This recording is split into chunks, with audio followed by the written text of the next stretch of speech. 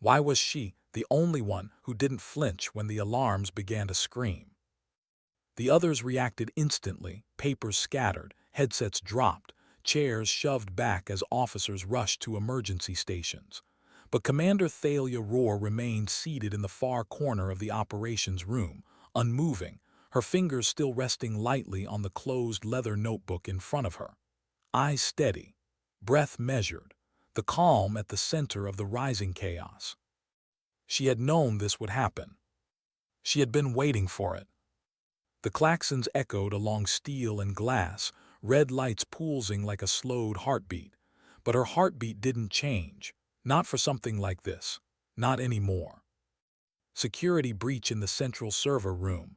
A young officer shouted, scrambling past her, his voice cracked with adrenaline. All personnel to secure zones. Move, move. Thalia rose only when the corridor had begun to fully clear, stepping into motion with a calm that felt eerie against the frantic atmosphere. No wasted motion, no urgency, just purpose. She walked against the tide of bodies rushing toward secure bunkers. And no one, not one person, tried to stop her. Some part of them already knew. She didn't run from danger. She walked to meet it. Outside the server room, the air smelled faintly of ozone and something warmer, burned circuitry. A technician stood shaking in the hallway, hands trembling around a keycard. "You can't go in there, systems malfunction, no one is cleared." But when he looked up into her eyes, his voice collapsed. He stepped aside without understanding why. And Thalia entered. The door sealed behind her. The server room was silent now. Rows of machines blinked calmly, cooling fans humming, nothing outwardly damaged. But in the center of the chamber, a single access terminal glowed with an error screen, still warm from recent use. Someone had needed access. Someone had forced it. And someone had erased their footprints. Almost. Her fingertips brushed the keyboard. The slightest residue of heat told her how recent it had been. Minutes, not hours. She closed her eyes. She could feel it, what they came for, what they tried to overwrite, what they had failed to touch. Not data. Not intelligence. Sorry. This was never about information. It was a message. A warning shot. A whisper from the past. She exhaled slowly. That familiar tightening in her chest, the one she hadn't let herself feel in years, returned like a slow, old ache. There were ghosts in the room with her. And one of them had finally found her again. Commander Roar. Lieutenant Farron's voice broke through the growing noise as he rushed into the hallway, breathless. His tie crooked, hair disheveled, badge still clipped to his belt from when he'd been preparing briefing documents before the alarms. He was one of the few here who still looked at Thalia like she was something human. He stopped short when he saw her expression. It was minimal, barely a shift, the faint tightening of the jaw, the eyes that didn't blink. But it was enough. "What happened?" he asked quietly. "They were sending a message," she replied. "Who?" She didn't answer, not yet, not here. Instead, she simply stepped past him and began walking. He followed. Because of course he did. There are some people who do not need to raise their voice to command attention. Thalia was one of them. When she entered the briefing room, every officer still present fell silent. The ones who had whispered about her, the ones who had dismissed her, the ones who had laughed behind closed doors, they all turned. Not because they respected her, but because something shifted in the air around her. As though the quiet woman in the back corner had simply disappeared. And something else had stepped into her place. Admiral Mercer was already there, packing, jaw clenched with the frustration of someone who had been denied control. He turned sharply when he saw her, his eyes narrowing as though seeing her for the first time. "You were in the server room without clearance," he snapped. "Explain yourself." His voice rang across the room. Thalia simply looked at him. Calmly, quietly, and Mercer felt something he would never dare admit, not even to himself. Fear. Not sharp fear, no. A slower one, a realization. Like recognizing a predator in a crowd only after it has already seen you. I followed emergency response protocol, she replied. His jaw tightened. There was no emergency. A malfunction code was triggered by an intentional breach, Thalia finished. Mercer froze mid-sentence. Officers looked between them. A silence stretched long and taut. Then softly she spoke again. And whoever triggered it wanted us to think it was an accident. Farron watched Mercer's face drain of color. Because Thalia didn't speak in guesswork. She didn't speculate. She didn't offer theory. She stated truth. And everyone in intelligence knew what that meant. She had seen something they had not. She had known something they did not. Mercer swallowed, hard. Commander, what exactly do you think we're dealing with? Her eyes lifted just slightly. Not fully, just enough to reveal the first flicker of something cold and old and heavy behind them. Not what, she said. Who? Hours passed, reports compiled, security reset, personnel returned to stations. Life resumed somewhat. But the tension did not. It lingered thick, unspoken. Like the taste of metal in the air before a storm. That night Thalia sat alone in her quarters, though calling the room hers felt inaccurate. There were no photos, no keepsakes, no memories allowed to live on surface level. Just clean lines, neutral colors, a space meant for function, not living. She sat on the edge of her bed, posture perfectly straight, hands resting lightly on her knees. The silence was deep. Then slowly she turned her wrist. The scarred tattoo stared back up at her. The Black Widow. Black ink, broken by deliberate cutting. A mark once branded into her like ownership. Then carved back out of her like a wound that never healed. She touched it. She always regretted touching it. It always brought the memories. But tonight she didn't fight them. The hallways were dark when she began walking. Not packing, not restless, just movement, controlled, purposeful, half-conscious, memory-guided. She found herself on the roof. She didn't notice when the door opened behind her. Farron stepped into the cold night air, hesitating before speaking. I figured I'd find you here. She didn't turn, didn't startle, didn't acknowledge him. He stepped to her side, close enough to stand with her, far enough not to intrude. The base lights below glowed like constellations under artificial sky. For a moment there was no mission. No secrets. No performance. Just night. And two people standing inside it. You knew this was coming, Farron said quietly. Thalia didn't answer. Commander, please, talk to me. I know I'm not cleared for everything, but I can't help if I don't understand. He meant it. She knew he meant it. That's what made it dangerous. So she didn't look at him when she finally spoke. You ever feel like the past is a shadow, Lieutenant? His breath caught, he nodded. Yes, I think everyone does. She shook her head. No, not memory, not regret, not something you revisit. Her eyes remained on the horizon. I mean something that follows you, something that never leaves, something alive. He said nothing.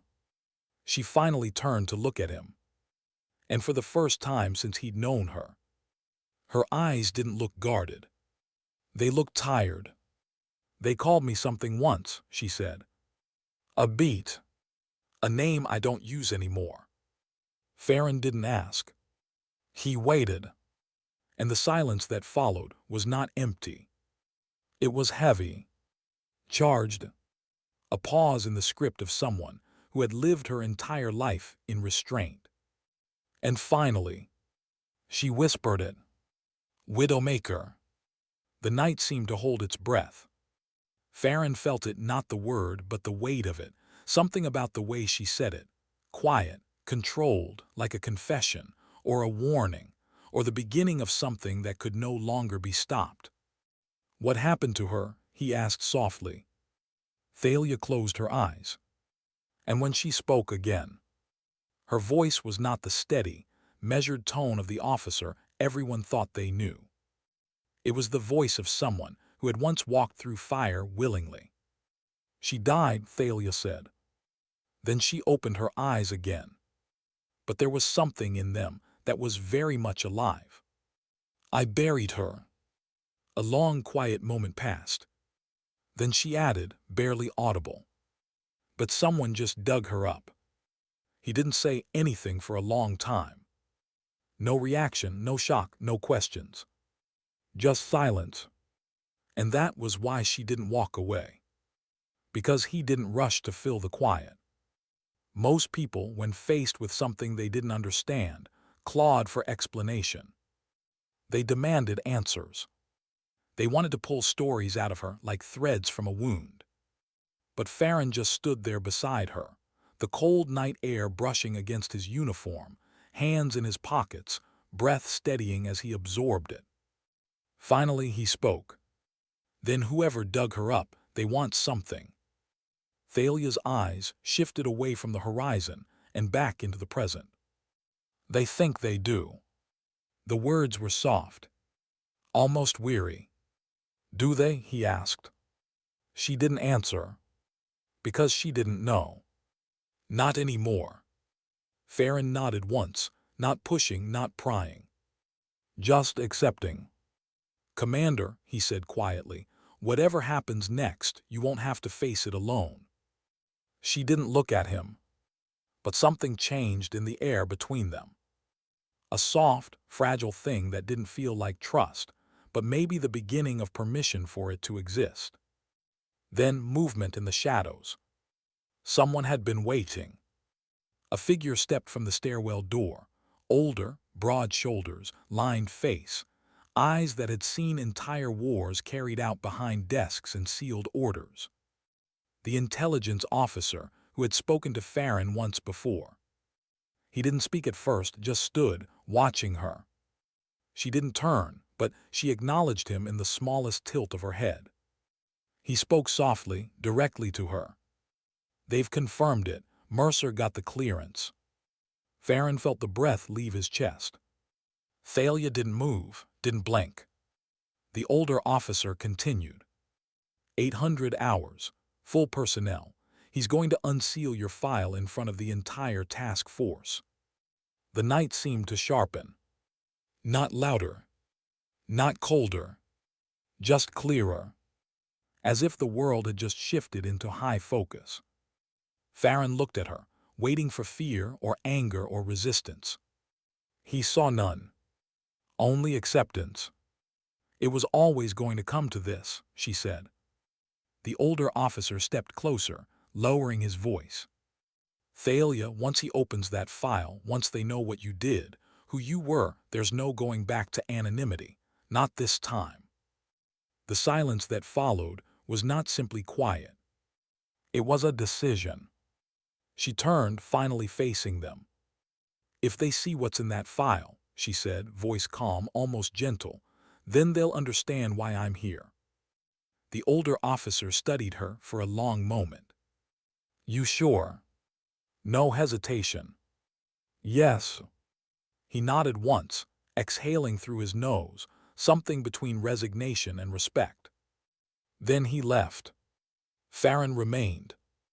"You're not afraid of them seeing it," he said softly. "No," she answered.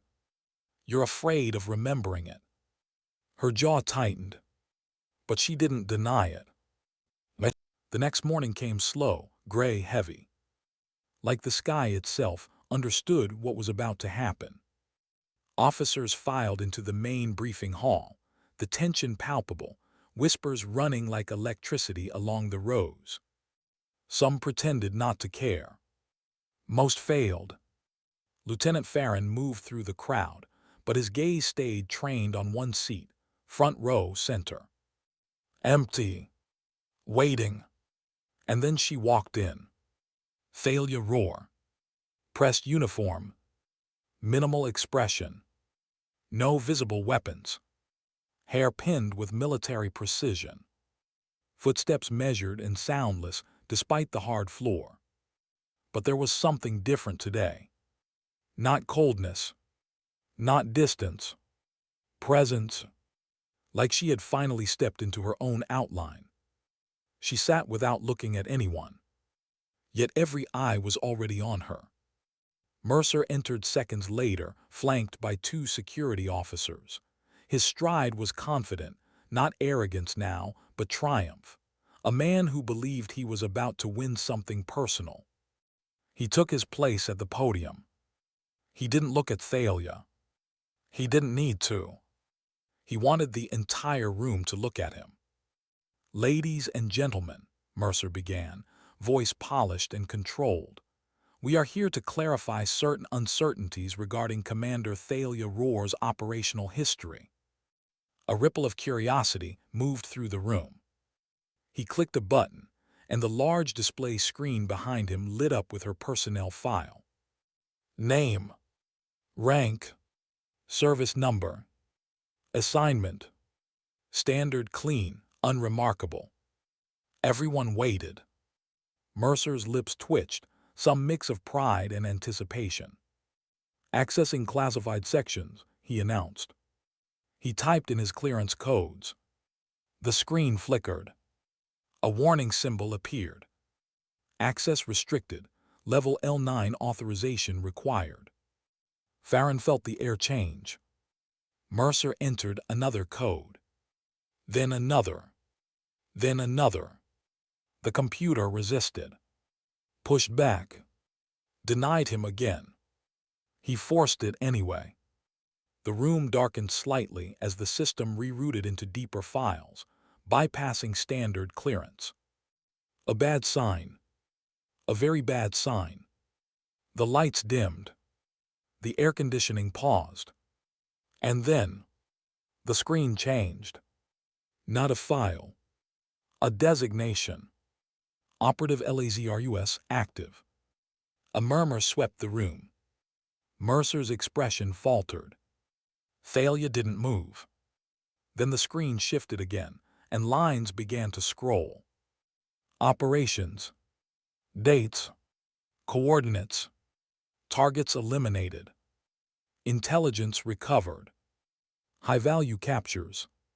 Clandestine extractions. Off-book interventions. Covert destabilizations. The numbers kept going. And going. And going. Whispers rippled through the room.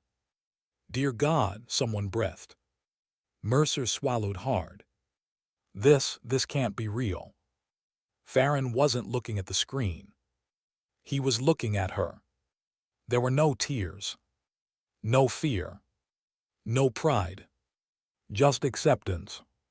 The older intelligence officer from the night before stepped forward, pale, voice hushed but steady. "For those who don't understand what you're seeing, this isn't a standard operative history. This is the record of the Widowmaker program." The room froze. Everyone had heard the stories. No one had believed them. Mercer shook his head. Number Widowmaker was decommissioned, shut down, buried. But the officer was looking only at Thalia now. "Operative Lazarus wasn't buried," he said softly. "She survived." The silence that followed wasn't empty. It was fear. Real fear. Not of something dangerous, but of something uncontainable. Mercer leaned heavily on the podium, voice breaking despite himself. "Widowmaker is her." Thalia rose slowly. And the room stood with her. Not out of respect, but because something deeper than instinct told them to. Her voice was quiet, clear, controlled. "I am not that name anymore." Mercer's voice broke, raw with something like disbelief. "Then what are you?" She met his gaze. Not aggressive. Not triumphant. Not ashamed. Just truthful. I am what was left when she died. Her eyes shifted to the room. Every officer, every whisper, every suspicion that had followed her since the day she walked in. I did not come here to hide, she said. I came here because something old has awakened again, something that was never meant to return. A pause, a silence that held weight. And now, she continued, her voice low, steady, unshakable. It is coming for all of us. No one moved. No one breathed. It wasn't a threat. It was a warning. And it was already too late. No one spoke for a while after the briefing ended. The room emptied slowly, not out of routine, but because everyone was afraid to be the first to move. Eyes lingered on her, not openly, not obviously, but in flickers, in half-glances, in the kind of silence that forms around something you can't quite decide is a warning or a miracle. Farron remained seated. He watched her walk out, not hurried, not tense, just steady. The same controlled pace she had always moved with, but the atmosphere around her had changed. She wasn't invisible anymore. She was undeniable. He stood and followed after her. Not as a guard. Not as a subordinate. As something else entirely. Someone who had seen her choose honesty where she could have chosen power. The hallway outside was quiet. Officers stepped aside for her without even realizing they were doing it. Their instincts recognized something before their minds had time to understand. She didn't look at any of them.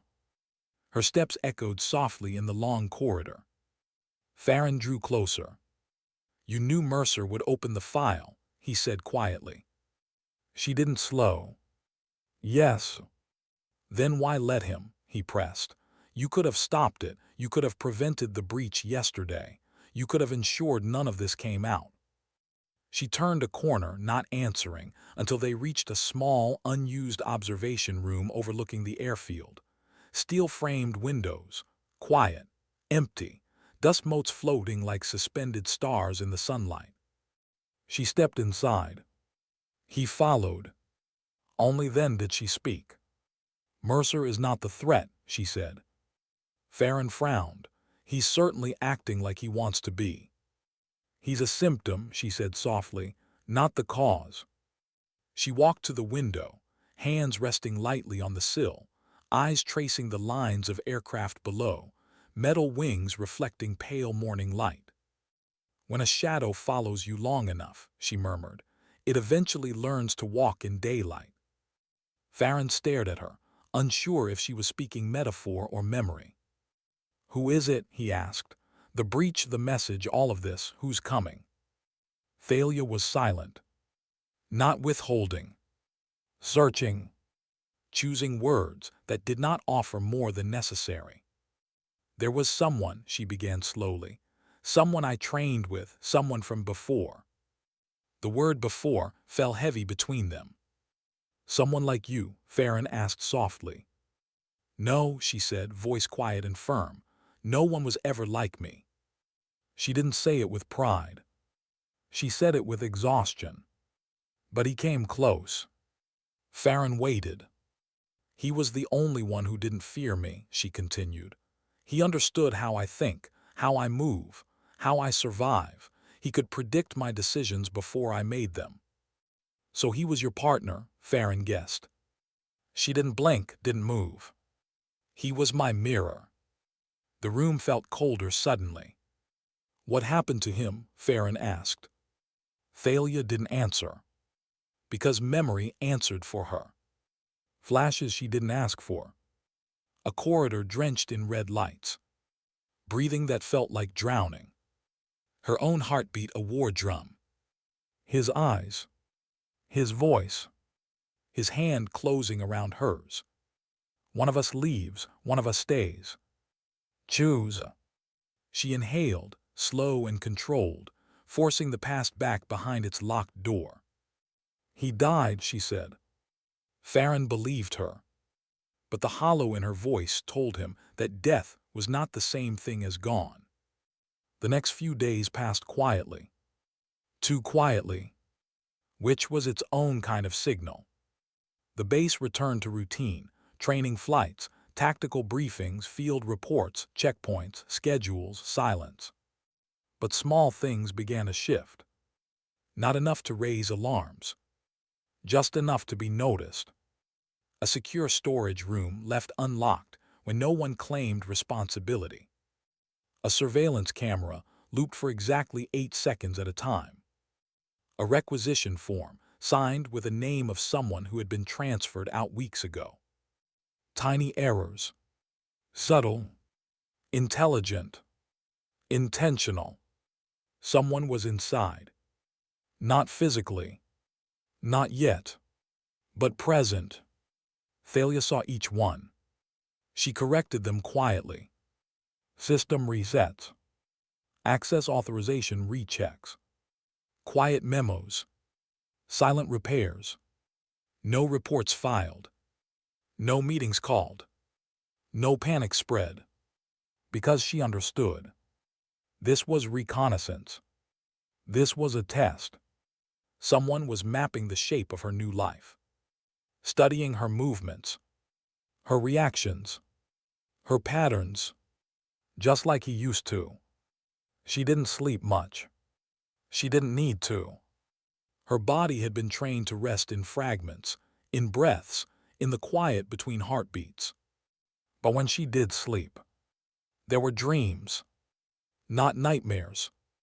Memories replaying in perfect clarity, as though her mind was reminding itself of something she could not afford to forget. A hallway, boots on concrete, her shadow beside his. 2 predators, 2 weapons, 2 children who never got to be children. And the sound of his voice. You don't understand. You think you survive because you're strongest. Then her voice. No. I survive because I have nothing left to lose. The memory cut there. Because the next second was the one she spent every day trying not to remember. She woke before dawn. Always. Farron noticed the change in her, but didn't comment. Instead, he adapted to her pace. He walked with her to briefings, shared silent meals, sat beside her in observation rooms, did not fill silence that did not need to be filled. He didn't try to protect her. He simply didn't leave. That mattered. More than he knew. One evening, as they reviewed satellite intel in a quiet analysis room, he spoke without looking up from the screen. You said he was your mirror, Farron murmured. Thalia didn't respond immediately. She continued, reviewing the data. Then, he understood me in ways no one should understand anyone. Farron's voice was softer. You cared about him. She paused. Not like hesitation. More like recognition. Yes, she said. The simplicity of it was more painful than any admission could have been. And he cared about you? Farron asked. No, she said. And the distance in her voice was like a wound that had never stopped bleeding. He needed me, she corrected. There's a difference. Farron closed the folder. Looked at her. Really looked. You're allowed to have been loved, you know. Thalia didn't look up. He didn't love, she said. He consumed. The room felt smaller. Like the air had thickened. Farron leaned back, quiet for a long moment. Is he the one who's coming? He asked. Thalia exhaled slowly. No. And somehow that was worse. If he were coming, she continued, I would already be dead. Farron stared at her. The implications were clear. If it wasn't him, then whoever it was had learned from him, adapted his methods, his patience, his precision, his predatory timing. The realization settled like ice along Farron's spine. So we're dealing with someone trained by the Widowmaker program, he said. No, Thalia corrected softly, meeting his eyes for the first time. Someone trained to hunt the Widowmaker. The silence that followed was not shock. It was dread, because that meant only one thing. This wasn't revenge, or message, or unfinished past. It was assignment. Someone had been sent, and their target was not the base, not the task force, not the mission. Sorry. Later that night, a storm rolled in. Cold rain hit the windows in sharp patterns, wind pushing against the reinforced glass as though trying to force its way inside. The base felt smaller at night, more vulnerable, more human. Thalia stood alone in the darkened hangar, the sound of rain echoing around metal beams and silent aircraft. The lights were low, only emergency strips illuminating the floor, soft blue lines guiding the path of ghosts. She didn't know why she came here. Or maybe she did. This was the place where everything started, and where everything would end. One day, footsteps approached behind her. She didn't turn. Farron didn't announce himself. He just stepped beside her, hands in his pockets, watching the rain. "You can feel it too," he said quietly. "Yes," she answered. "It's close."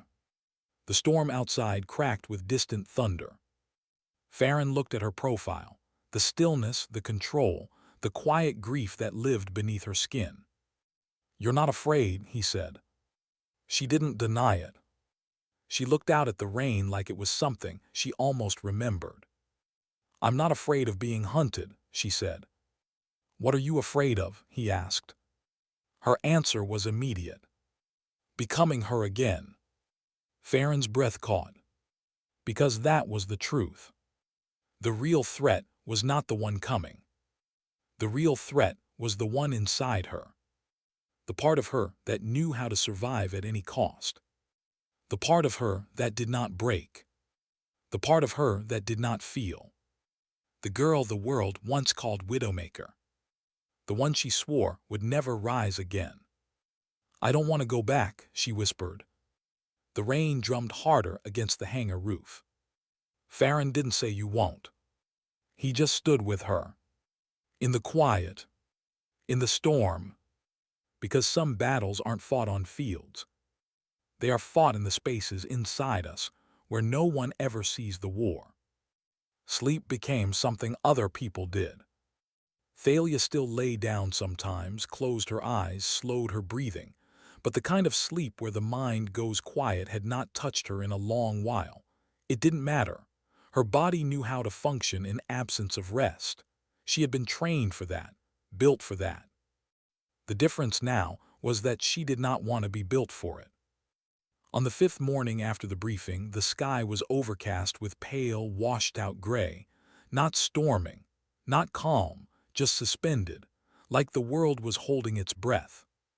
Farron found her in the operations hall, already reviewing intel from 3 different sources. No orders had been given, no directives announced, but she moved with purpose anyway. As though she knew what was coming before anyone else did. He stood beside her without announcing himself. She slid a document toward him without looking. "You'll want to read the last page." Farron scanned quickly, eyes narrowing. A reconnaissance patrol, routine flight, nothing remarkable except the coordinates. He looked at her. "This is near the old coastal line, 3 clicks west of where." "Yes." Her voice didn't change. But Farron understood immediately. The last mission she ever ran as Widowmaker had ended in that region. A place she never returned to. A place she never spoke of. A place where something had ended violently. The request for patrol hadn't come from their command. It had been routed through 3 intermediary channels, clean, professional, invisible unless someone was looking for it. Someone was testing her, probing memories, pressing old wounds to see if they bled. "Do we report this?" he asked. "No." She stood. He followed. They walked. Not hurried. Just inevitable. The tactical transport hummed on the landing strip, engines warmed, rotors turning slow and heavy in the morning air. No mission briefing. No squad. Just the two of them. Farron strapped in beside her. "You're sure we shouldn't take backup?" She looked out the window. "Backup is what you bring when you want to survive," she said quietly. "We're not going to survive anything today." He blinked. She didn't explain. The aircraft lifted. The base shrank beneath them.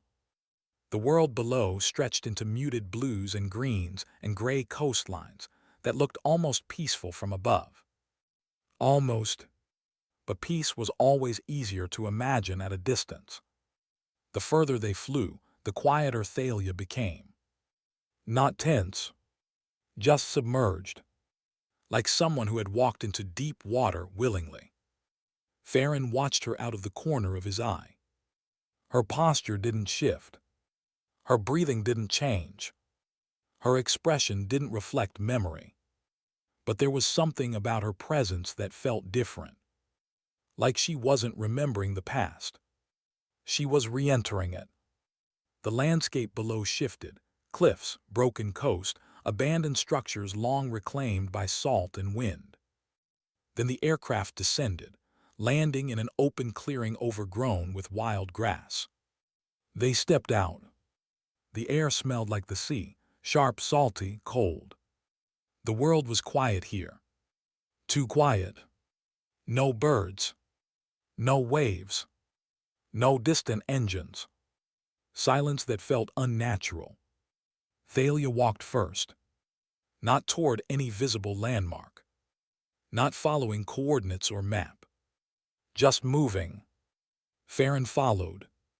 The ground sloped downward into an old service bunker half-collapsed by erosion. Concrete broken. Steel beams rusted through. A structure that should have been useless. Should have been forgotten. She stopped a few meters from it.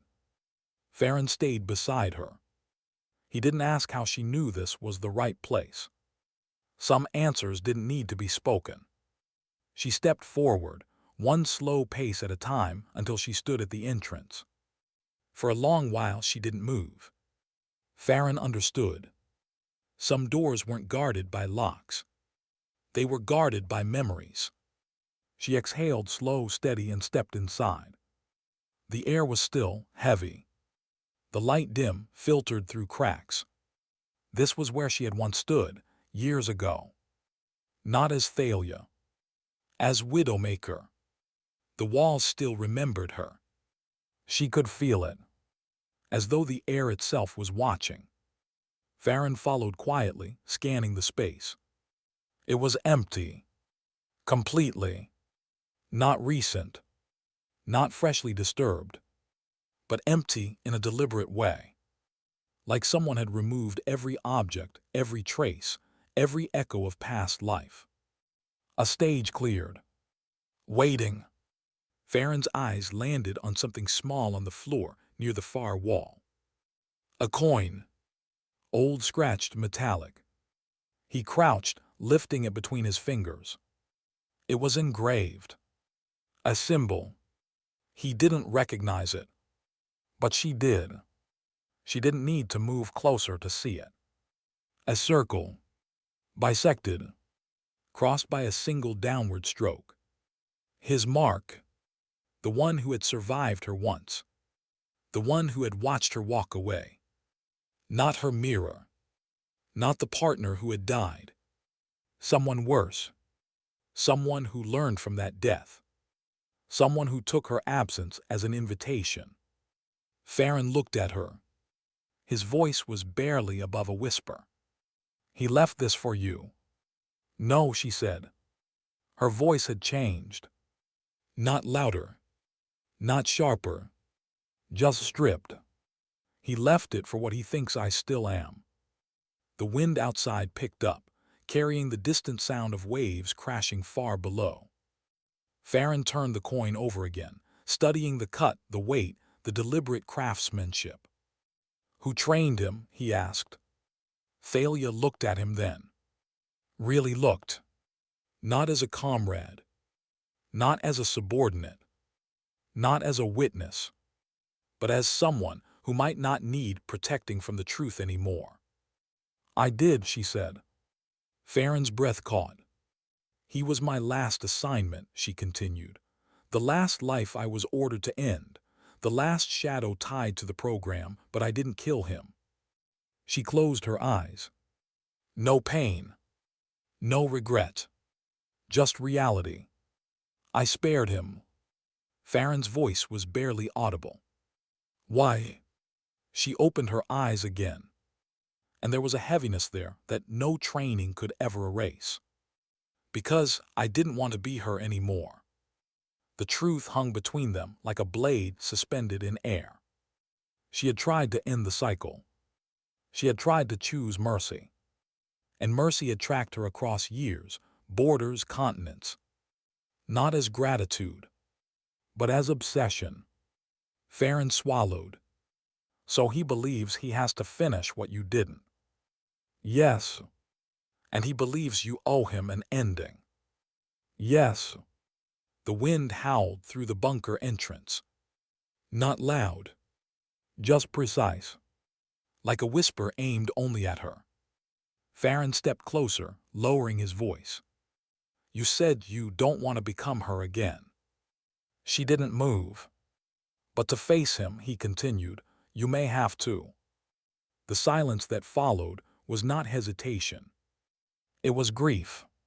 Not for the past, but for the future she already knew was coming. She didn't answer him. She just turned and walked back toward the clearing. Farron followed. Not because he understood, but because he refused to leave her alone with the ghosts that were waking. At the aircraft, just before she stepped inside, she paused. Her voice was quiet, fragile, unspoken truth finally spoken. "I am afraid." Farron didn't speak. He didn't try to fix it. He just nodded once, steady and sure. "I know." And for the first time, she let someone stand with her.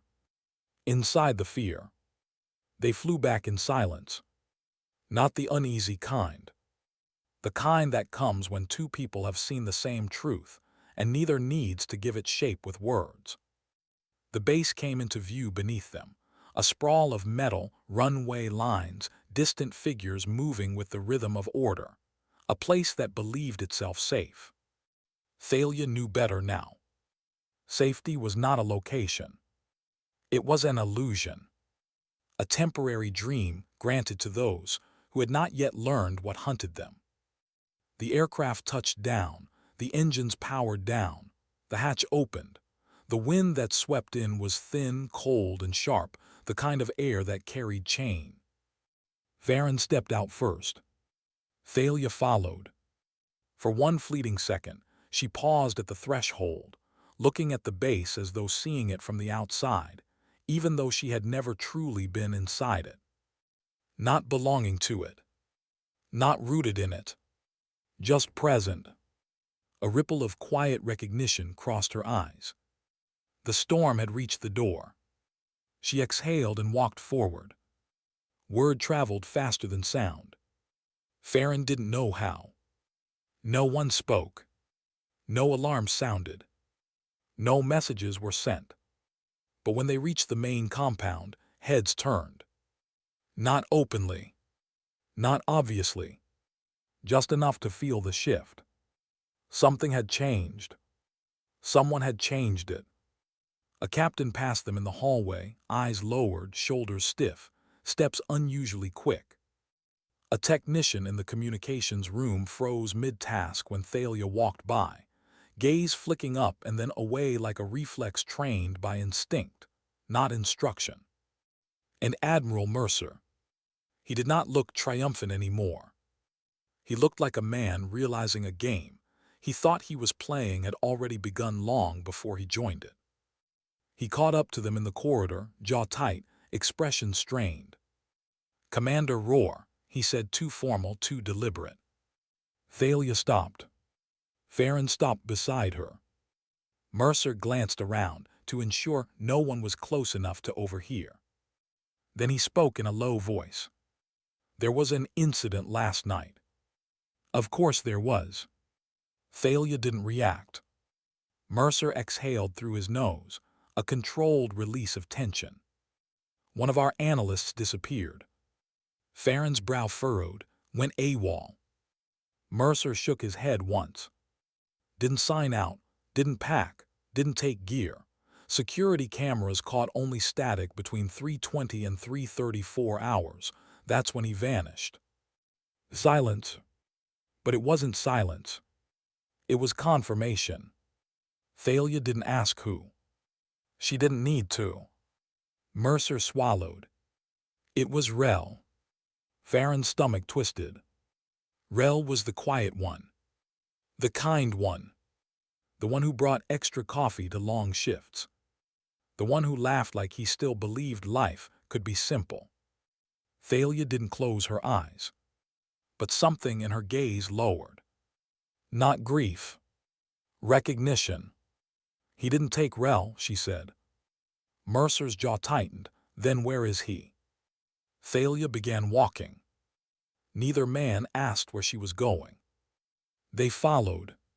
She led them to the observation wing, a long, narrow hallway overlooking the storm-gray ocean beyond the base walls. The waves moved like muscle beneath skin, heavy, shifting, waiting for something. Thalia stopped halfway down the corridor. Her voice was quiet. He didn't take Rel, he used him. Farron didn't understand. Mercer did. His breath caught. He used Rel's clearance. Thalia nodded. He needed internal access, needed to move inside the system without triggering anomaly alerts. Rel was predictable, reliable, a perfect ghost. Farron felt something cold settle inside his chest. And Rel is alive, Thalia said. A pause. Then, for now, her voice didn't break. But Farron's did. He stepped in front of her, eyes searching hers.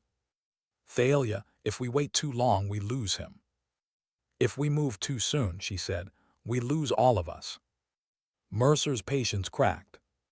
So what do you suggest we do? Sit and wait to be hunted? Thalia looked at him. No threat. No challenge. Just truth. Yes. Mercer stared. Farron closed his eyes, exhaling slowly. Because he understood. This wasn't hesitation. This wasn't fear. This was calculation. The hunter wanted reaction. Wanted movement. Wanted chaos. Wanted her to break formation. She wouldn't. Not yet. She turned from the window and began walking again. We prepare the base quietly, she said. No announcements, no lockdowns, no shifts in routine. If he senses change, he adapts. Mercer followed, frustrated but listening. What about Rel? Thalia paused at the end of the corridor. She didn't turn around. Her voice was almost gentle. Rel is already lost. The silence that followed wasn't acceptance. It was mourning. The kind that doesn't make sound. Base operations resumed on the surface. Training drills. Maintenance logs. Routine patrols. Underneath, something else moved. Not panic. Tension. Taut, controlled. The way air feels seconds before lightning. Farron worked beside Thalia through every hour of it. He watched her restore surveillance protocols by hand, bypassing automated systems that could be tampered with.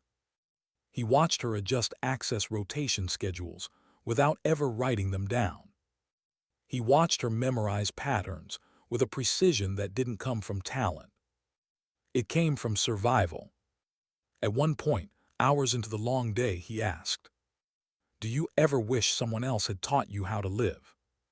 Thalia paused. long enough for the silence to become its own answer. Then she said, "Yes." Not softly, not painfully, just honestly. He nodded. He didn't say me too. He didn't have to. That night the rain returned. Farron found her not on the roof this time, but in the armory. Alone. No lights. Just the faint blue glow of emergency strips along the floor. Her hands hovered over the weapons that lay locked behind reinforced glass. Not touching. Not choosing. Just remembering. He stood at the doorway. Thinking about arming up, he asked quietly. She didn't look back. No. He walked closer. Then what are you doing here? Her fingers curled slowly into her palm. I am trying not to remember who I was the last time I walked into this room. Farron exhaled. He didn't tell her she wasn't that person anymore. He didn't tell her she could choose differently now. He knew she was already trying. Silence stretched between them. Then softly she spoke again. He doesn't want to kill me. Farron nodded. I figured. He wants to finish becoming me. Farron's breath caught. Because that was a fate worse than death. Thalia looked at the glass again. Her reflection stared back at her. Not a monster. Not a weapon. A woman trying desperately not to disappear into the shape of one. Her voice was barely above a whisper. If I fight him the wrong way, I give him exactly what he wants. Farron stepped closer, slow, steady. And if you don't fight him at all? She turned to him. For the first time, her composure cracked. Not completely. Not violently. Just enough for the truth to surface. Then everyone here dies. Farron didn't look away. He didn't flinch. He didn't retreat. He just stood with her. Inside the quiet. Inside the storm. Inside the war she had lived long before he ever knew she existed. And very carefully. So gently it almost didn't happen. She let herself breathe. With him. Not alone. Not this time. The base never truly slept, but there were hours when it pretended. Late night. Lights dim. Hallways quiet. Engines powered down. Human movement reduced to soft echoes and tired footsteps. It was during those hours that the world felt thinner. Easier to slip through. Easier to disappear in. Thalia walked the perimeter alone. Not as a guard. Not as a commander. Just walking. She didn't look up at the security cameras. She didn't check the shadows. She didn't look over her shoulder. Because she knew if he was watching, he didn't need shadows. He would be watching through the same silence she walked in. She stopped near the western fence line where the floodlights barely reached, and the sea wind carried something different, something metallic, distant and faint. Memory. She closed her eyes. Footsteps approached behind her. She didn't turn. You should be asleep, she said. Farron stepped beside her, hands in his pockets, shoulders wrapped in the night air. So should you, he answered softly. Thalia didn't respond. He didn't expect her to. They stood like that for a while. Two silhouettes against the edge of the world. Finally, Farron spoke. Rel's access logs were traced. We found where they end. Thalia opened her eyes. He waited for her to ask. She didn't. It wasn't an exit path, he continued. It was a routing chain. Someone is piggybacking our surveillance network, watching, listening, mapping. Her jaw tightened the slightest bit. How much do we know? She asked. Farron hesitated. Enough to be afraid. She didn't flinch. Fear wasn't new. Fear was familiar. Fear had once been her mother tongue. "What did you find?" she asked. Farron exhaled. He placed something gently into her hands. A small square piece of paper, folded with precision. Carefully, deliberately. She didn't rush to open it. She already knew. The night wind moved around them, slow and cold, as she unfolded the note. No handwriting, just a single printed sentence. "Are you still the one I remember?" Her fingers remained still on the paper. No tremor, no hesitation. But Farron felt something shift in the space between her and the world. Like something inside her had stopped moving. The most dangerous stillness wasn't silence. It was recognition. She folded the note again. Not to hide it, but to keep it. Farron's voice was quiet. "He's not testing the base anymore." "No," Thalia said. "He's testing me." Farron swallowed. "And how do you respond?" She didn't answer immediately. The ocean wind pulled at her hair, cold and salt-heavy. Then she spoke. "I don't." Farron blinked. "He'll think you're afraid." "No," she said softly. "He'll think I'm waiting." The silence that followed was not empty. It was a battlefield. In the morning, nothing had changed on the surface. Breakfast in the mess hall. Routine equipment checks. Standard reports. Normal operations. But there was something beneath the routine now. An awareness. A tension like static just before lightning. Everyone could feel it. They just didn't know its name. Farron sat across from Thalia during the first briefing of the day, though calling it a briefing felt inaccurate. It was more like waiting, watching Mercer pace at the front of the room, trying to look composed while words kept catching in the back of his throat. He was afraid. Not of being wrong. Of being irrelevant. He knew the story wasn't about him anymore. He didn't like it. "So," Mercer began, clearing his throat, "we are in agreement that this breach has escalated. This is no longer a reconnaissance threat. This is infiltration, psychological leverage, possibly pre-assault conditioning." The room shifted. Eyes flicked toward Thalia. She didn't move. "So how do we proceed?" someone asked. Mercer opened his mouth to answer. But Thalia spoke first. "We hold position." Her voice was calm, measured, absolute. Mercer turned sharply, irritation rising beneath his skin. "With respect, Commander, we can't just—" "Yes," she said. The room stilled. Farron did not look surprised. Mercer stared at her, anger flickering behind his eyes. "We cannot afford an action," he said. "This is not an action," Thalia replied. "It is refusal." Mercer's jaw clenched. Refusal to do what? To play his game. Mercer exhaled sharply, packing. "And what game is this exactly?" Thalia looked at him. Not coldly. Not challengingly. Simply factually. "He wants division, panic, rearrangement. When prey runs, it reveals where it's weakest." Someone in the back of the room whispered, barely audible. "She's not talking about us." She was talking about herself. Her old self. The one who had learned to hunt fear. Mercer rubbed the bridge of his nose, exhausted. "So we sit and wait and watch." "Yes," Thalia said.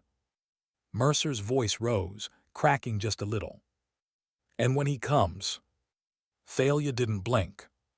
"Then I face him." There it was. The truth spoken aloud. Not strategy. Not protocol. Something older. The room felt suddenly smaller. Farron watched Mercer, finally, understand something the rest of the base had sensed long before. This wasn't a conflict they were part of. They were just standing in its shadow. Mercer sat down. Not in surrender. In realization, no one else spoke. Thalia rose and walked out. No one questioned her. No one tried to stop her. No one wanted to stand in the space where she had been. Because her presence left behind something heavy, something undeniable, something true. The past had not come to reclaim her. It had come to challenge her. Later that night, she returned to the same observation hall overlooking the sea. Not to think, not to remember, to wait. The night was quiet. No rain this time. Just wind. Soft, patient, endless. Farron approached, silent as always, stopping beside her without asking if he could. "You knew he'd reach out," he said quietly. "Yes." "Why now?" She didn't look away from the horizon. "Because the last time we saw each other, I made a choice." "What choice?" Thalia's voice was soft. Barely a breath. "I chose mercy." Farron nodded slowly. And he mistook it for weakness. The wind pressed against the windows, steady and cold. Thalia's reflection stared back at her in the dark glass, not as Widowmaker. As something else.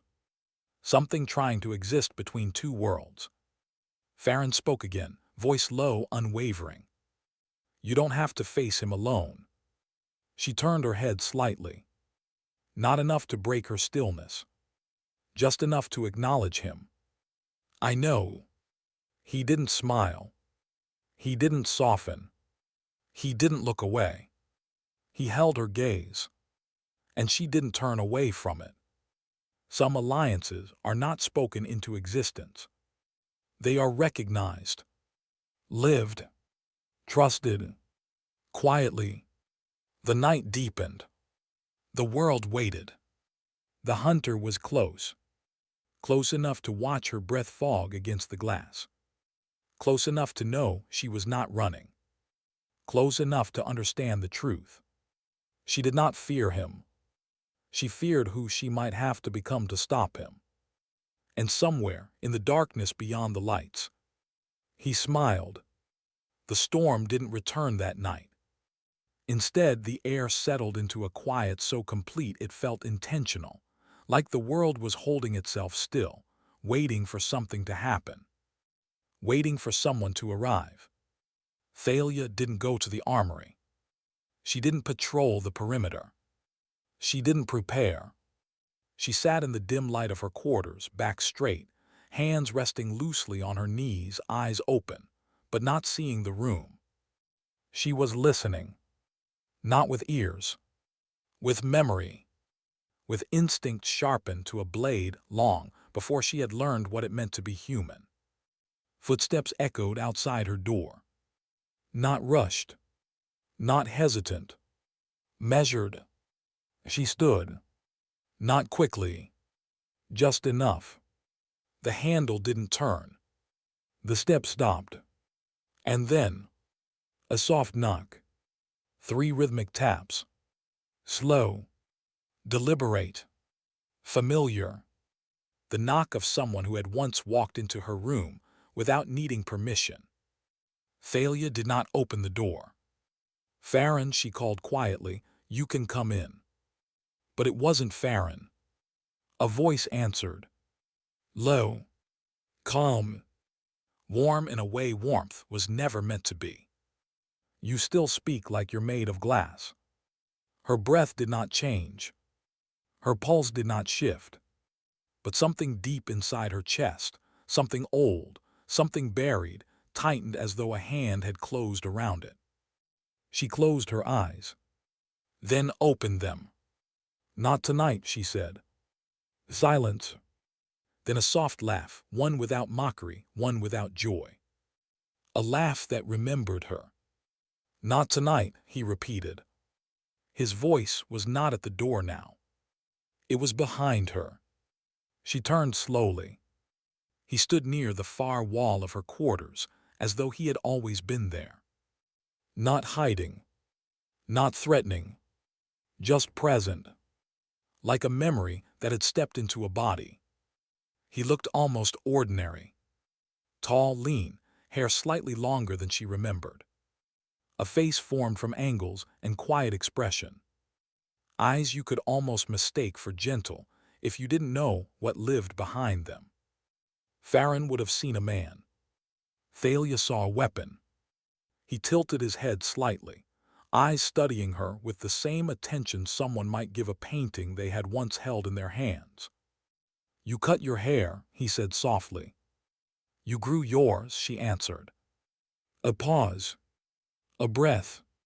He stepped closer, not enough to invade, just enough to exist within the same space. Thalia. Her name did not hurt coming from him. It simply existed. A sound that once meant identity. "Why are you here?" she asked. Not demand. Not hostility. Just truth-seeking. His lips curved faintly, not quite a smile. "To finish our conversation." "There was no conversation," she said. "There was a choice. And I made it." "Yes." His voice warmed slightly. "But you didn't give me your answer." She inhaled. "Only once. You were supposed to die." He nodded. "No denial. No offense. And you were supposed to live without me." He said it simply. Not like accusation. Like fact. He stepped closer. "You didn't kill me, and I didn't kill you. Do you know what that makes us?" She didn't respond. He answered for her. "Unfinished." The word hung in the air between them. Not romantic. Not tragic. Something far more dangerous. She looked at him fully now. His eyes held no rage. No resentment. No chaos. They held purpose. Clear. Cold. Conviction sharpened to precision. "You came here to end me," she said. "No," he responded, voice steady. "I came here so you could choose which version of yourself lives." Her hands curled at her sides. He noticed. He always noticed. "Once," he continued, "we were weapons, pure, purposeful, unbroken." "No," she said. "We were children." That stilled him. Just long enough for pain to flicker across his face. Then it was gone. "We survived," he corrected. "No," she said again. "We were used." He stepped closer, voice low, shaping itself around something intimate and sharp. "We were perfect." She moved before she realized she had moved, stepping backward not out of fear, but out of refusal. He didn't follow. He let the distance sit between them like a boundary neither of them had acknowledged until now. The quiet stretched. Then he spoke again. "I know why you spared me." Thalia didn't answer. But silence was answer enough. "You didn't want to be her anymore." Her jaw tightened. "And you thought letting me live meant you could walk away from what made you." "I did walk away," she said. "No," he said softly. "You hid." The words didn't sting. They landed. True. Heavy. "I didn't come to kill you, Thalia," he said, voice quiet and level. "If I wanted to, you wouldn't have heard me knock." She didn't flinch. She knew he was telling the truth. "So what do you want?" she asked. His expression gentled. "And that was the most terrifying thing. To remind you who we were," he said. "And to see who you are now." The room felt small. Not because of space. Because of history. Because of memory. Because of the person she had once been standing in the same skin she was wearing now. She met his eyes without looking away. "You don't get to decide that for me." For the first time. He smiled. Not cruel. Not triumphant. Something almost proud. "That is why I came." He stepped back. Not away. Just enough. When he spoke again, the warmth was gone.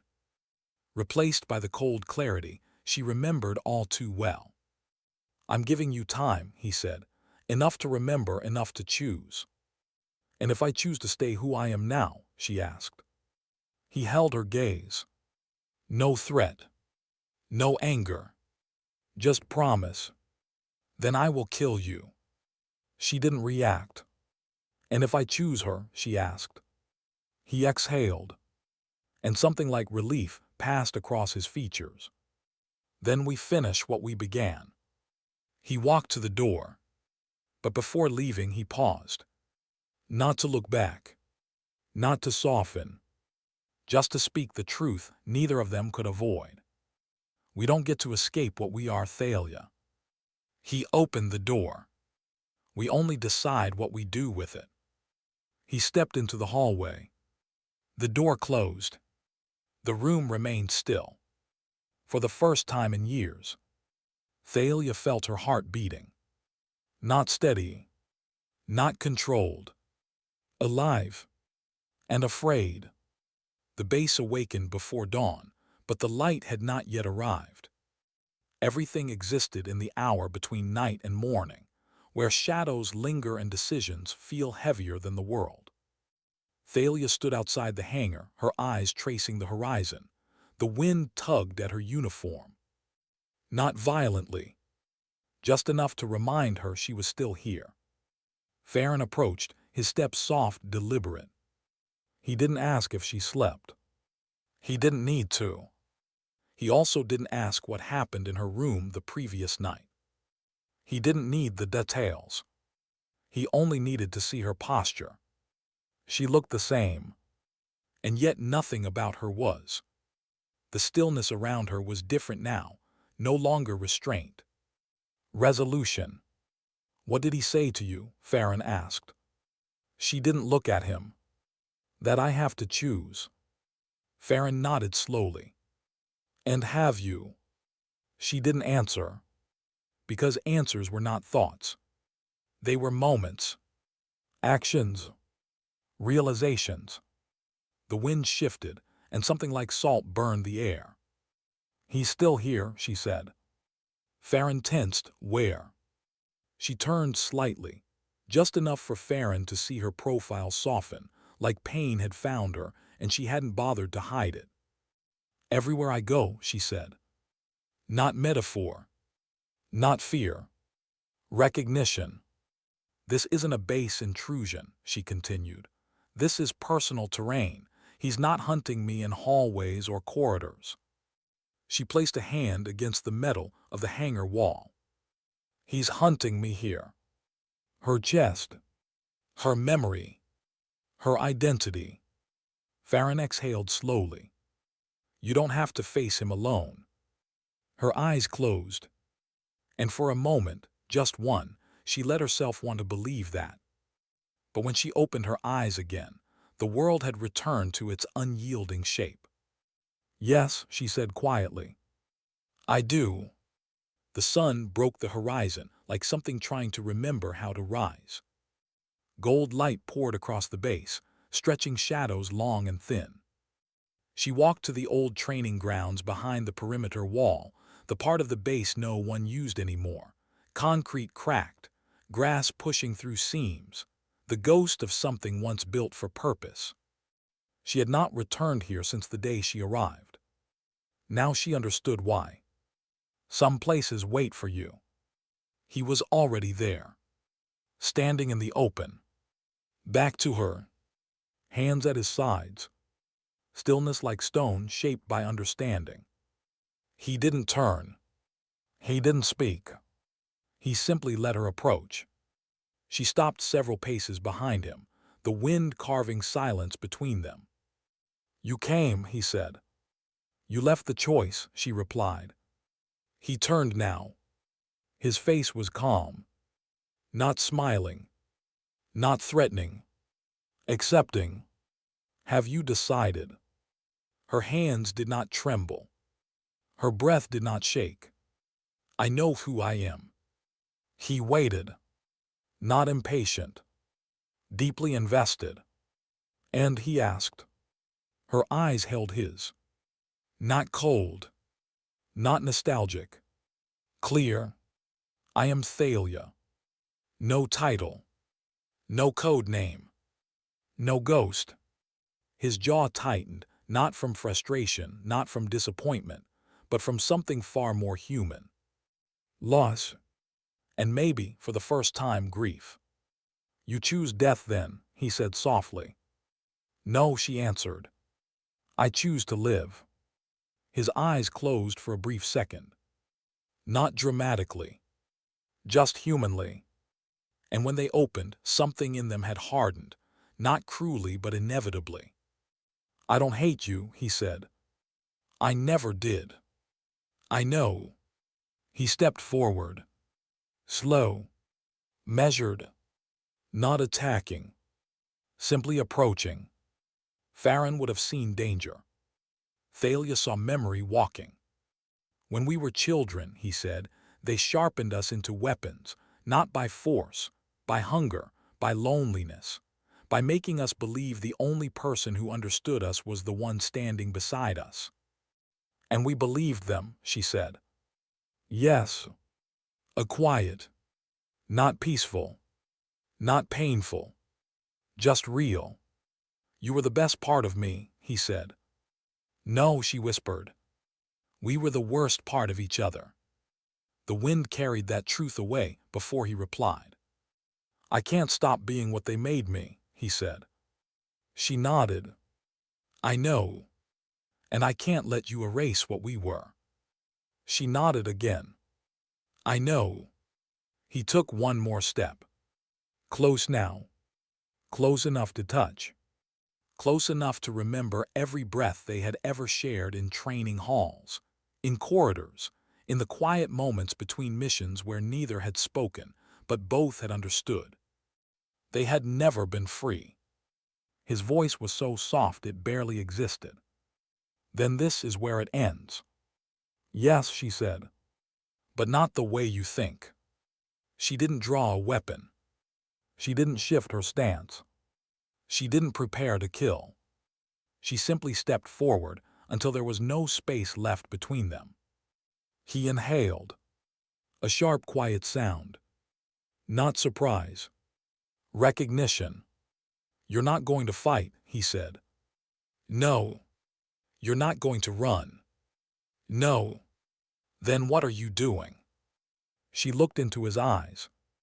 The same eyes that once mirrored hers. Letting you see me, she said. Not Widowmaker. Not Lazarus. Not weapon. Not legend. Not ghost. Just her. The person who had crawled out of the cage both of them were born in.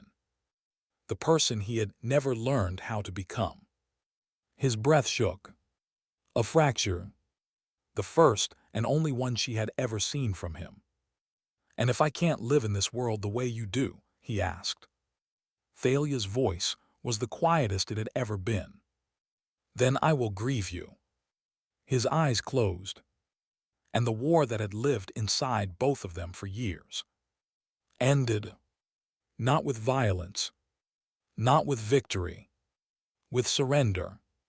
He stepped back. Not retreating. Releasing. I wanted to become what you saw in me, he said. You did, she whispered. But we were children. The truth broke him gently. Not loudly. He nodded once. A soldier's nod. A goodbye. Then he stepped away from her and walked into the rising light. Not defeated. Not destroyed. Just done. For the first time. Free. And she let him go. The base returned to motion. No alarms. No reports. No announcement of what had occurred. No one asked why the tension faded. No one questioned why the air felt lighter. Only Farron saw Thalia standing alone at the railing overlooking the sea, the morning wind lifting her hair, her posture no longer braced, no longer armored, no longer preparing. Just standing. Present. Alive. He walked to her side. Quiet.